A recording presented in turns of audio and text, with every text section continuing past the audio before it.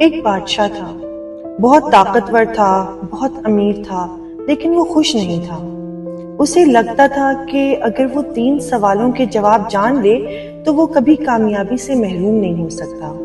وہ 3 سوال تھے کہ ہر کام کرنے کا صحیح وقت کیا ہے، سب سے ضروری لوگ کون ہیں اور سب سے اہم کام کیا ہے۔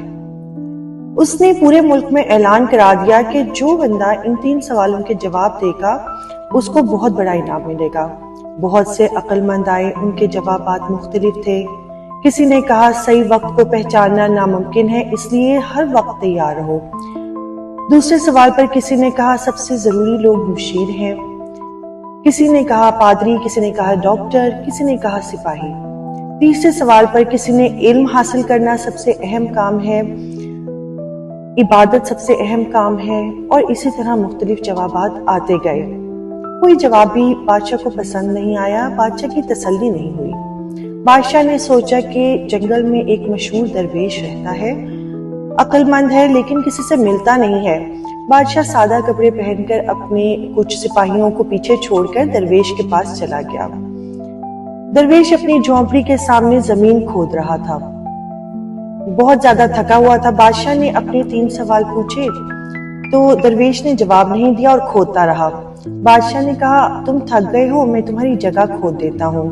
اس نے بیلچہ لیا اور کھودنا شروع کر دیا۔ کچھ دیر بعد اس نے پھر سوال پوچھے، درویش نے پھر جواب نہیں دیا، صرف کہا پانی لے آؤ، مجھے پیاس لگی ہے۔ بادشاہ پانی لایا، پھر آ کر کھودنے لگا۔ شام ہو گئی، اتنے میں اس نے دیکھا کہ ایک آدمی جنگل سے نکلا ہے۔ اس کا چہرہ زخمی تھا، اس کے پاؤں سے خون بہہ رہا تھا اور وہ لڑکھڑاتا ہوا آیا اور زمین پر گر گیا۔ بادشاہ نے اس کے زخموں پر پٹی باندھی، اسے پانی پلایا، اپنے کپڑے اس کے زخموں پر لپیٹے۔ جب آدمی ہوش میں آیا تو اس کو پانی بھی پلایا۔ رات ہو گئی تو بادشاہ اور درویش اس انسان کو اپنی جھونپڑی میں لے گئے۔ صبح اس آدمی نے بادشاہ کو پہچان لیا اور کہنے لگا بادشاہ مجھے معاف کر دیں، میں آپ کا دشمن ہوں، میں آپ کو قتل کرنے کے لیے آیا تھا، لیکن آپ کے سپاہی مجھے پہچان گئے تھے اور انہوں نے مجھے زخمی کر دیا۔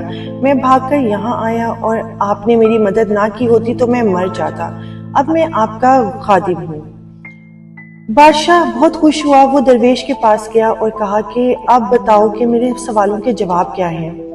درویش نے کہا کہ تمہارے سوالوں کے جواب تم خود پا چکے ہو۔ اگر تم نے میرے بڑھاپے پر رحم نہ کیا ہوتا اور میرے لیے زمین نہ کھود رہے ہوتے تو تم واپس چلے جاتے، پھر یہ آدمی تم سے نہ مل پاتا اور وہ مر جاتا۔ اس لیے سب سے اہم وقت وہ تھا جب آپ زمین کھود رہے تھے۔ سب سے ضروری شخص میں تھا اور سب سے اہم کام یہ تھا کہ تم میری مدد کر رہے تھے۔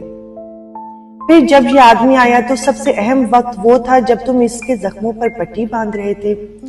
سب سے ضروری شخص یہ تھا اور سب سے اہم کام اس کی مدد کرنا تھا۔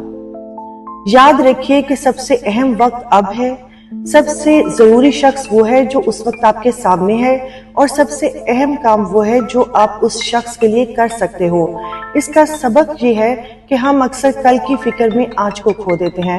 ہم دور کے لوگوں کے لیے سوچتے ہیں اور سامنے والوں کو بھول جاتے ہیں۔